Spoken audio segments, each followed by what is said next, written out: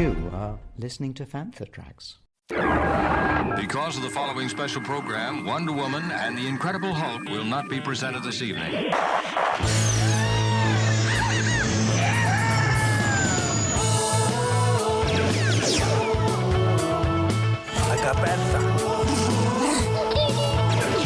It's time to get all your Star Wars news in a single file.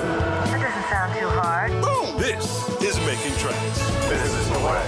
Here are your hosts, Mark Newbold and Mark Mulcaster. I know these people. They are brutal. Does this look Jedi to you? That's not how the Force works. They'll never see it coming. Count me in. Lisa back.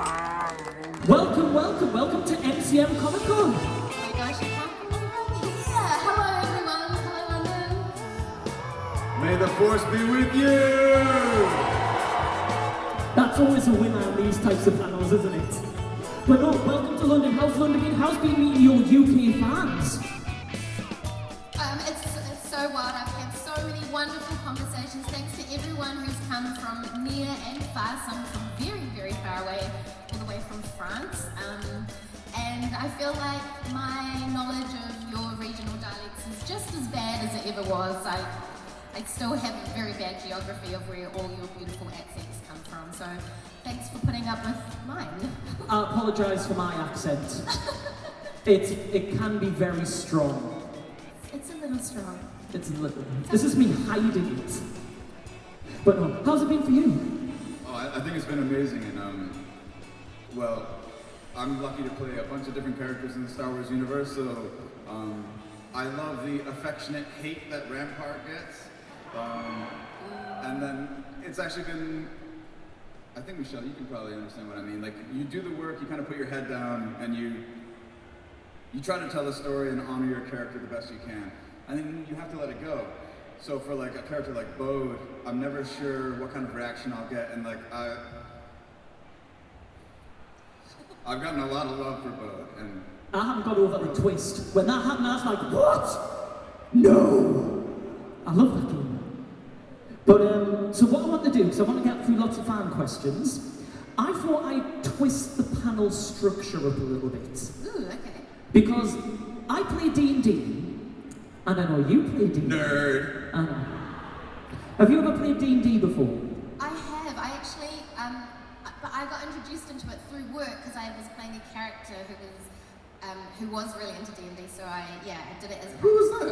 A long time ago, a New Zealand film called My Wedding and Other Secrets, and I play a character called Emily, and. Nice. But I'd like to play more. Like I'd like to I mean, there's someone right next to you that can sort that out. Yes. Roll some dice.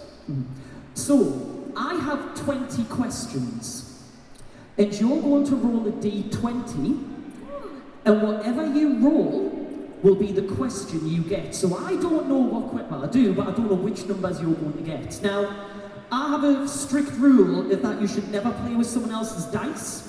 So I went to the shops and I bought you your own dice that you can roll with. So these are yours, there you go. That's awesome. And there's a little dice tray here, so you'll have to find the d20, but those are yours, you can get them out and you can roll with them. Because you should never roll other people's dice, it's unlucky. Okay? This is so exciting. So there you go. Some of them are quite heavy, they're pretty. They're so pretty. Can you guys see these? Ooh, these are. Wow, these are really. Oh, yours cool. are crazy cool. I know, what? They're going to fight over them, aren't they? I love it. Wow. Okay. 20s. D20s in hand, please. Okay, wait, sorry, which one is the D20? 20-sided one. It looks kind of like But mine is spiky, it's Yeah, hard to they're a tell. bunch of sea urchins. Yeah. That one's got up to 25. 25. 26. D25? No, sorry guys, that was false alarm. I think that's a 20. Yeah. It's a 20. Okay. So Michelle, would you like to roll into the tree, and this will determine the question I will ask. Wait, does this mean that question 1 is like super invasive and uncomfortable? Like, how does this work? Would I do that? Yes. Well, believe it or not, it says critical fail. So be careful what you roll, okay? Is there a special way to roll? Or like, is it just, okay. What number? Ooh, 3. That's quite close to 1. 3. Okay. 3. Number 3, blaster or lightsaber, and who would win in a battle between the two of you? Not your characters, but you. Would you choose a blaster or a lightsaber, and who would win in a fight between the two of you? Between me and Noshir? Uh-huh. You rolled a 3, it's a horrible question. Okay, definitely, I think blaster. Controversial, because then I can, maintain a healthy distance and still. Oh, I'm sounding like I'm from the dark side. Yeah. You take killing me very seriously. I feel like then it could be like stealth mode. I think I'd be sneaky, like when you've got the saber, and then you can't be stealth. I mean, blasters aren't that sneaky. They make a lot of noise, whereas lightsaber. Okay. But, no, I'm gonna stick with blaster. Stick with blaster? Yes. I have the feeling Michelle would be one of those folks too, like, that is scarily good at hurting people, even though she seems very sweet. I know you. No, I think it'd be like clumsily good, like by accident. It would be like, whoops, here's a trip. Oh, was that the trigger? Yes. Serendipitously lethal. That's the word, serendipitously lethal. I love it. What about yourself though? Blaster or lightsaber? And I have to pick one? You have to pick one. Why would you do both? Well, because I would light my lightsaber, I would throw it in an arc, and then I would shoot the lightsaber and let it rain bolts down on you from cover. Yeah, actually, can I just never be in a fight with Noshir? I just feel like That's brutal. I mean, do I have a lightsaber we can borrow so we can see that? No? That was actually a move that for Bode I suggested. I wanted him to take the lightsaber, throw it, and shoot at the lightsaber, and so you'd have like just a storm of blaster bolts coming out. I'm sure it'll be in the next game. Yes, I'm sure that will happen. Hi, this is George Mann, and you're listening to Fantha Tracks. Right, would you like to roll a d20? Let's see what this next question is. Good answers. No pressure. 16. 16, okay. Right, 16. What is one of your favourite lines from either your character or other characters that has always stuck with you? I will also allow it from maybe other shows that you've watched. Favorite line? Favorite line or memorable moment maybe from other characters that made you wish, God, I wish that was me. It's a toughie. So,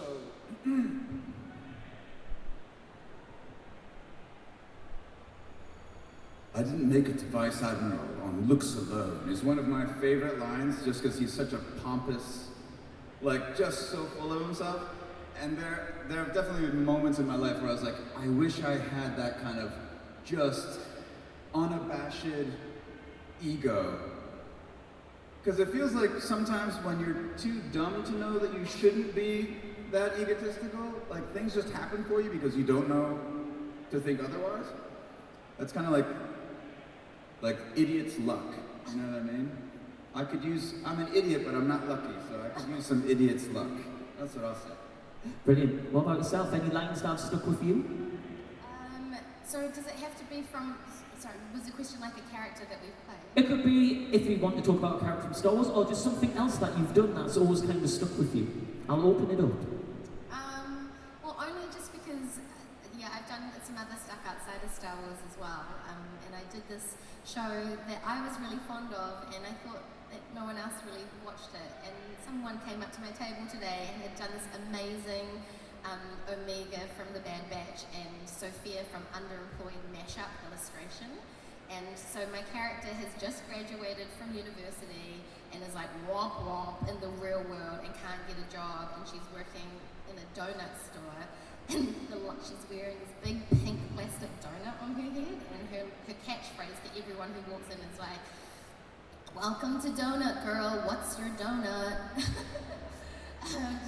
I don't know, I hadn't thought about that for a while, and it was just sort of like this, kind of a little bit the opposite of Omega in a way. Sophia sort of starts off really, really optimistic, and then is like thrown into the realities of a grown-up world and is like, ugh, life. Awesome. Right, it's your D20 roll. Okay. There we go. Oh gosh, 2. A 2, wow. I think I've cursed the dice. This is really fun, by the way. This is a great way to choose questions. You're not going to like this question. Oh, no. This is going to out you a bit. Have you ever lied to get a job or role, and what was the lie? I love Star Wars. Get me in there. Oh my gosh. Have you ever lied to get a job? Yes, and it was so bad. It was so bad. So I am of Malaysian Chinese extraction, and but I was born in New Zealand, and I can't speak any Chinese, which is really embarrassing. But sometimes, you get offered jobs based on kind of, what your ethnicity is, and the casting director was like, "Can Michelle speak Chinese?" And my agent said, "So can you?" And I was like, "Yeah, I can say hello, I can kind of order some dishes. How hard can it be? Like, say yes." And so my agent was like, "Yeah, she can." And the casting director was like, "Are you sure?" Came back on the email, and I was like, "Yeah, yes, I'm gonna say yes, Lennon." Anyway, we get the script. It turns out it's for Twilight Zone, Jordan Peele's Twilight Zone. Great series. My character is a marine biologist that's obsessed with octopi. So very knowledgeable about very scientific, specific things about octopuses. And they give it to me in English, and they're like, "Oh, well, you can translate this into Chinese." Oh no! My character doesn't speak a word of English. She literally speaks Chinese the entire episode. But not only that, some of the English words I had to look up in the dictionary because they were so scientific, like chitinous. I think that's what you describe a hard beak. The beak of the octopus is like crusty and hard, and it's chitinous or chitinous. I don't even know how you're supposed to say it in English. But I very frantically had to go around, try and find a Chinese marine biologist to not only translate it into Chinese, but then teach it to me phonetically. So, I was listening to, playback, and I had to, if the producers of Twilight Zone are watching this now, I've just outed myself because... That's what you get for rolling a 2. Wait, but if the producer is only finding out now, it means you did a bang-up job. Yeah! You're still working in the industry, so... Amazing! This is true. It was actually the most incredible shoot. I got to meet Jordan Peele, I got to shoot in Vancouver. They built this Antarctic base in a studio.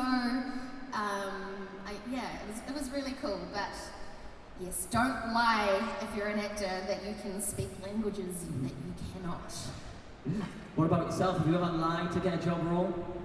Please don't post these on social media. Do it. I think... Do it! So I've always been lucky as an actor to not work in the service industry. Like, I was usually like a personal trainer or like a martial arts instructor or what have you. But I got asked to do a New Year's Eve gig. And they were like, "So have you ever like been a bartender?"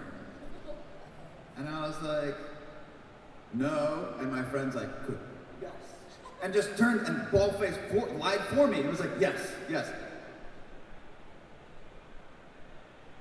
There were like 10 people at this party completely laid out because I was pouring them like shots that were like 5 fingers tall.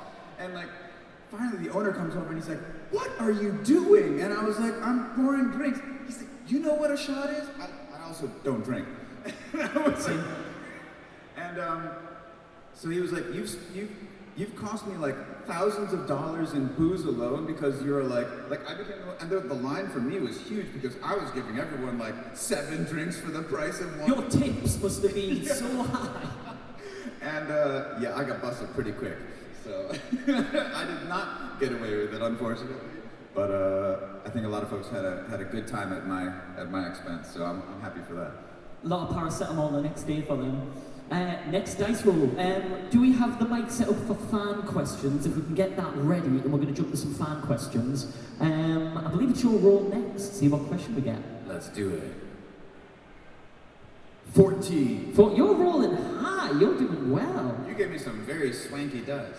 So, you both get to travel to lots of events and work of lots of places. Is there anywhere you've always wanted to visit for events or work?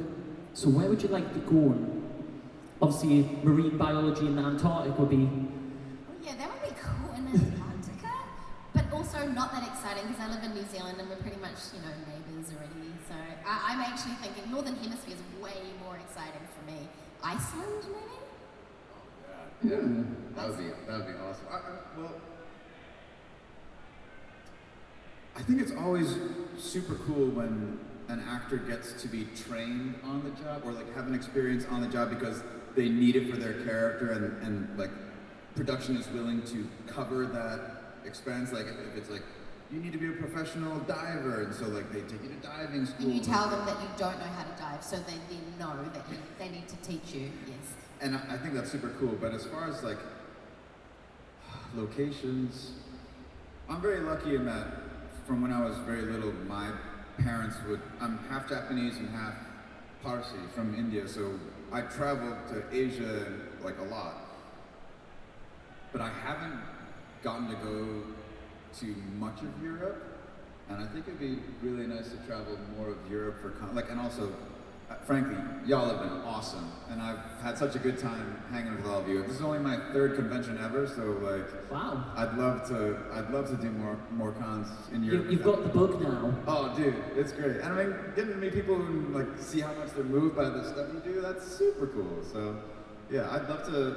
Like, I think getting to go to like Switzerland or somewhere up there would be so cool. So if anyone's watching this and working at the cons, let them know. It's a free holiday. It's great. I love it. Right, I have lots more questions which we might do. I feel like I want to do the critical fail question. Do I do the critical fail question? Yes. Yeah. Right. Okay. Critical fail. This means really bad. Oh, okay. If normally in Dungeons and Dragons, if you roll a 1 on your D20, it means that whatever the action was, like if you were going to try to cut somebody, you like drop the sword and fall on it. Like it's epically bad. Ouch. Oh So. my gosh. For everything in one location, daily news, reviews, interviews, podcasts, video and social media feeds, bookmark FanthaTracks.com for Star Wars news 24/7, 365.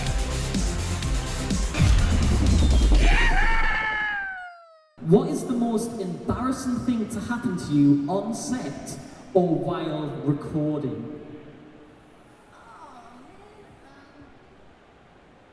I told you it was a critical fail.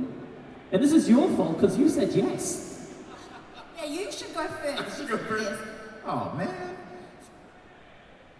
Okay, so normally I fast if I'm working. Like I do a lot of performance capture, so we're in the suits. It's like very physical, so on and so forth.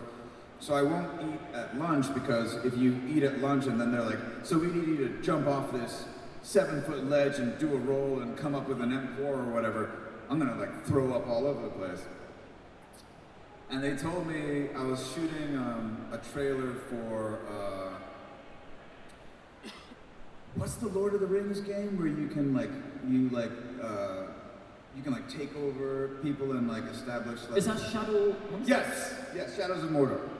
So they were doing the trailer where he's building the ring, and they told me that all the hard stuff was done. And so it was lunchtime, and I was like, great. And like one of the things they had was like split pea soup or whatever. So I'm eating soup or whatever. And then we go back and like, so we have to do a bunch of takes of you getting thrown across the room when the ring explodes. And then you need to like lay there like, And I was like, okay. First couple weren't bad. But I like throw like 11 or 12, and like they have a guy who literally like hits me with a shield to like launch me across the room. And I laid there after like the 12th time, and I start coughing, and I threw up. And split pea soup, green, goes flying across the room. It was the most disgusting thing ever, and like I was like, oh my god, people are gonna be so mortified. And instead, the production team was like, did you see that? We made him throw up. That's awesome. And I was like, what is wrong with you people? Where is your humanity? And I was like, to this day, I know that stage, and I can still see the outline of this green streak across the carpet, because they have carpet on the floor in the mocap stage, because otherwise it's really loud when you like walk on it. So mortified. And like, to this day, if I'm working at anyone who was with me on that shoot, is like, yeah, there's Noshir. Well, from there all the way to there. You should sneak in and like initial it like this was me. Noshir was here. What about you? Any embarrassing stories you'll dare share? I don't think you can top that. I don't think I can top that. I don't think I've ever spewed on set that I can remember. That's good. Happy to hear it. Yeah, or I mean like maybe fake spewed. I've done a lot of fake spewing as part of the scene. It doesn't have to be about spew, by the way. That's totally random. So we recorded, yeah, okay. Well, I mean, this was mortifyingly embarrassing for me, but it does pale in comparison to yours, Noshir. I was recently filming an action movie. It's not out yet, with Mark Wahlberg, and my character is this really tough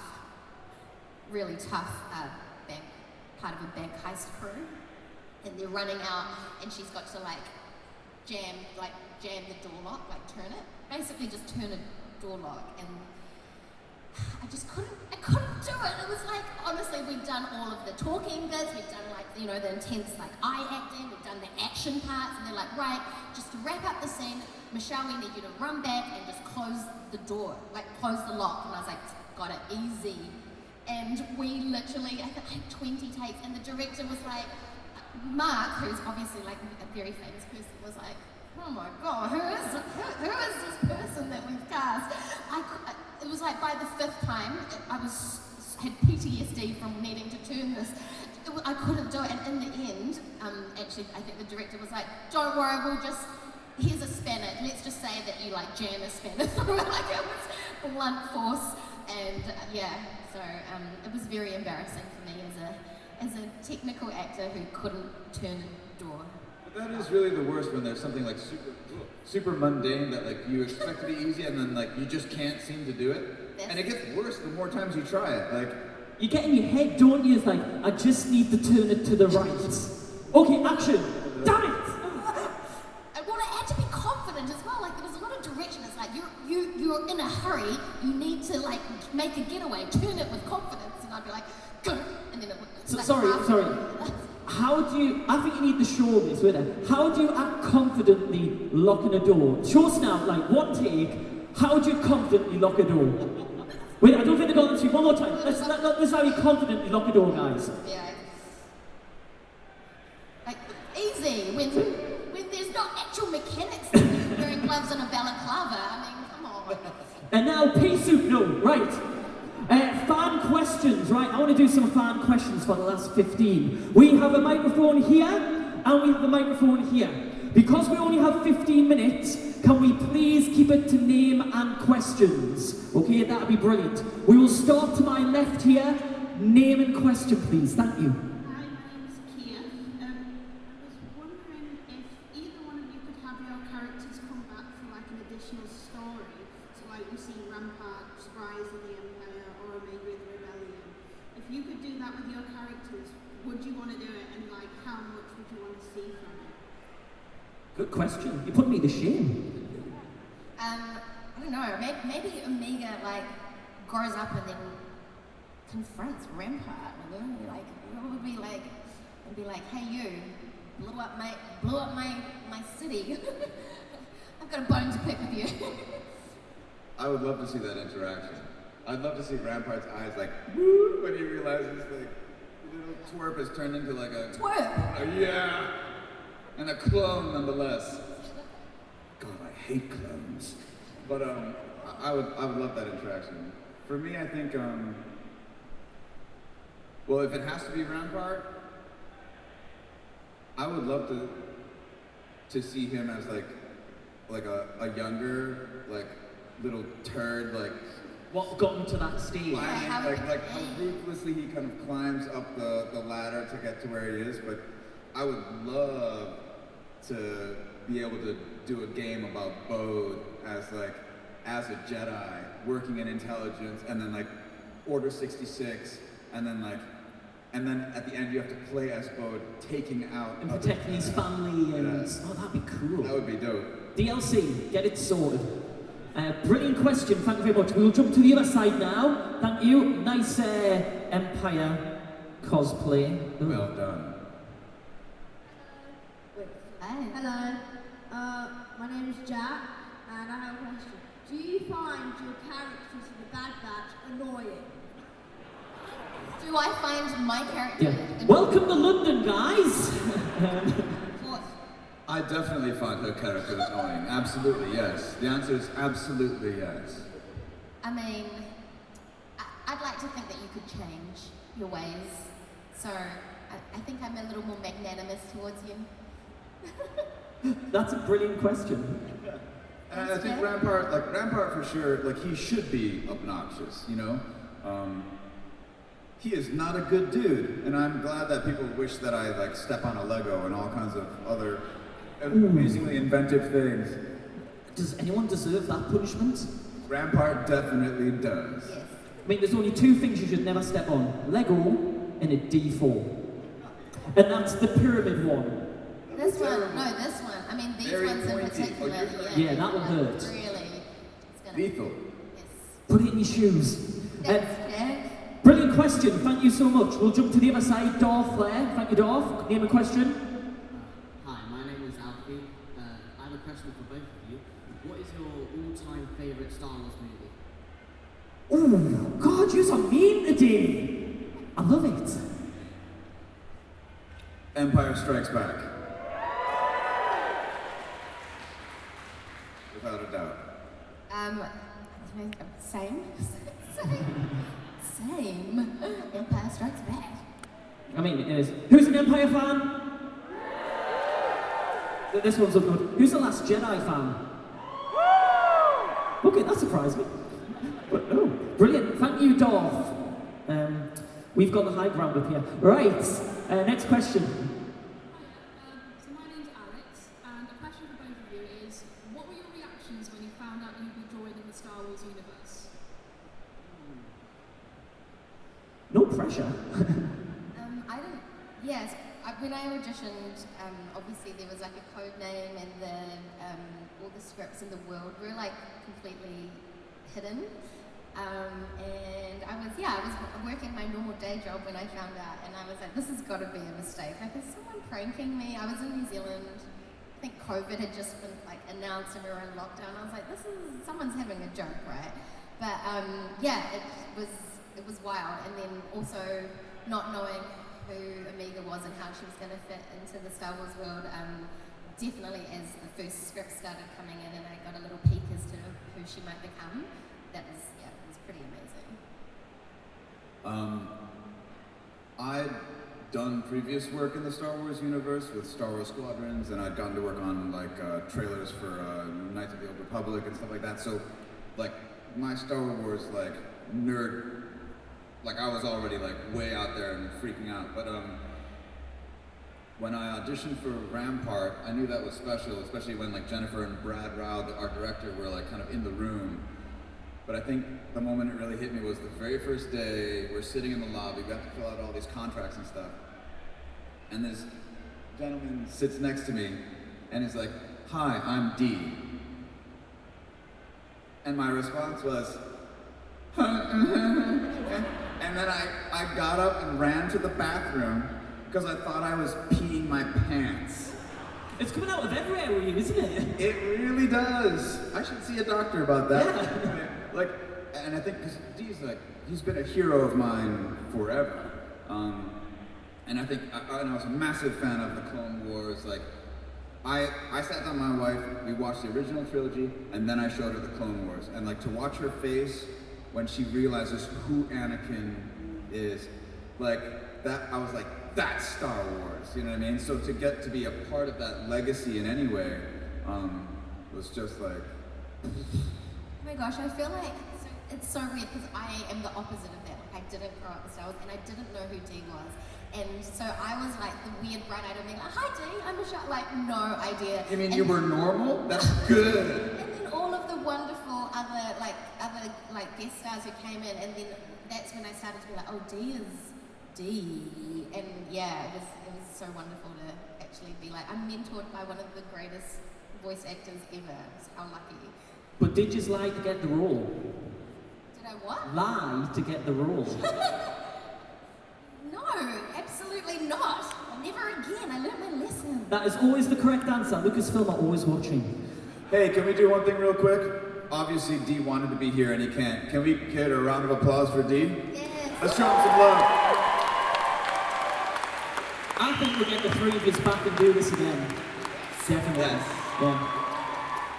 This is Steve Bloom, voice of Zebralios, and you're listening to Fantha Tracks. Caravast. May the force be with you. Brilliant. Thank you for that question. That was brilliant. We'll jump to the other side here. Thank you. Is that an X-Wing shirt? Oh, no. Oh, sure. There we go. That is nice. Love it. Thank you. Question? Hi, yeah, my name's Cam. I was going to say, if Dave Filoni waved his magic cowboy hat and asked you to be in live action to come over like Mandalorian or Ahsoka or something like that, just like a bit older maybe, would you come back, either of you, as your characters? Oh my god, yes, if I was allowed to, if I could be Amiga. Could I be Amiga? I don't know. Oh yeah. Yes, absolutely. I love voice acting and it's such an honor. But I feel like being live action Star Wars would be just like, yeah, that would be the cherry on top. If anyone ever answers no to that question, they should be yeeted across the room. I mean, a Jedi Survivor live action series would be amazing. Anyone else like to see Jedi Survivor live action? Cameron would kill it. Yeah. He just wants all the ponchos, let's be fair. He would raid the costume department for those ponchos. But brilliant, thank you for that, that was amazing. We'll jump to the other side here. Name and question, please. A nice hat. Is that Dave Filoni? No, my name's James and I've come with a two-part question for both of you, if that's all right. Go for it, quick. Okay, so for Noshir voicing Bode in Jedi Survivor 2 and Michelle voicing Omega in The Bad Batch, what was the hardest line or scene to record? Emotionally, like the saddest scene, or, you know. The hardest scene to record? Emotionally.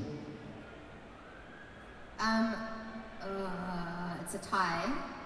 The tie is between, obviously, still makes me a little bit emotional talking about it, but the end of season 2 when Tech makes a decision to sacrifice himself so that we can make a getaway. That was really hard, and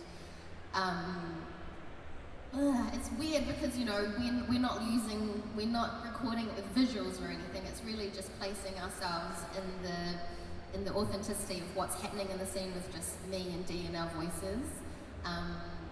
That was really hard, and then actually surprisingly, the epilogue, which like the finale of The Bad Batch,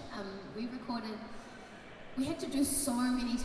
I don't know, it was really hard. It was hard emotionally for me. It was hard to like hit the right note. We wanted it to feel like all of the potential, but all of the journeying that Hunter and Omega had done was all manifest in those simple lines, like, you know, it's Hunter, I'm ready, like I want to do more, like the goodbye.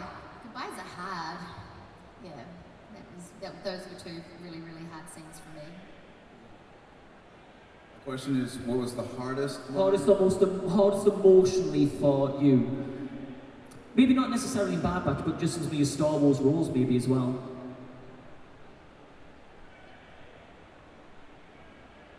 Your questions have been really good, by the way, guys, I've got to say. So, I guess this is kind of a two-parter. So, I don't know if this may be something that like just happened on the stage. So,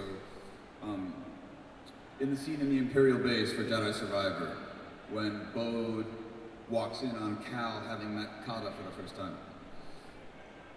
Before the scene started, I hadn't had a chance to work with Tajane, who plays Kata, at all. And we had to develop a relationship, like a strong bond very quickly. And so the thing I suggested was that Bode would often have to tell his daughter Kata would hear her dad say things out loud that would be lies, right? Like, and then her father would do something the opposite.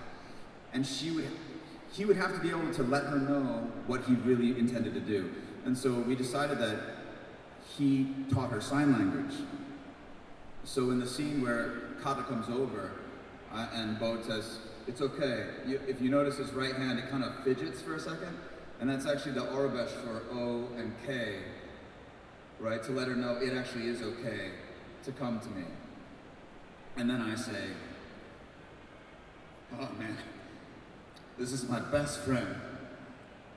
Because I think for Bode, it really is true. Like, he's been alone for so long, and in Cal was the best and only chance he had of ever coming back to who he was.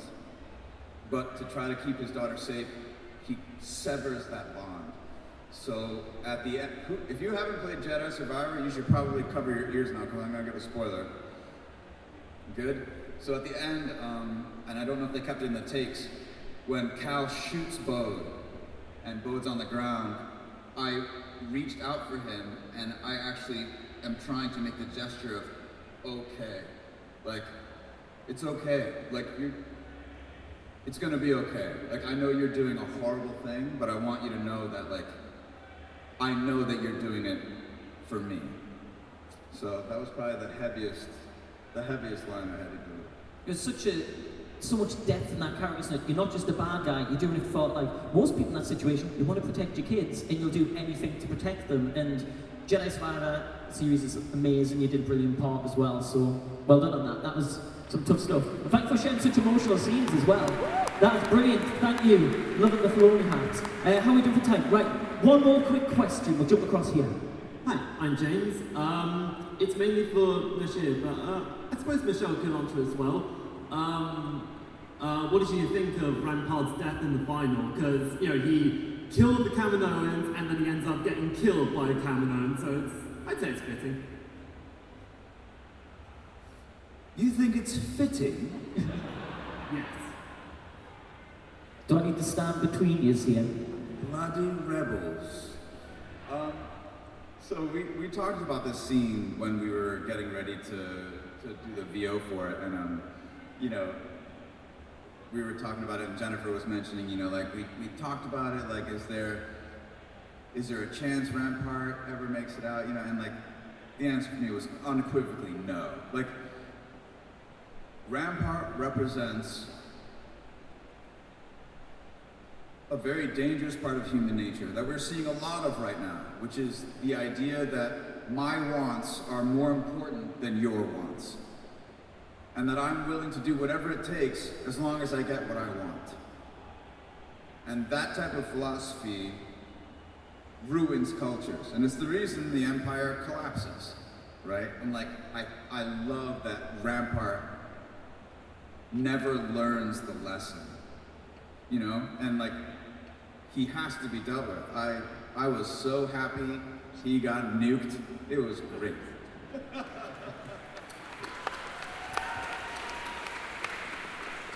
Would you like to add anything to that, or? No?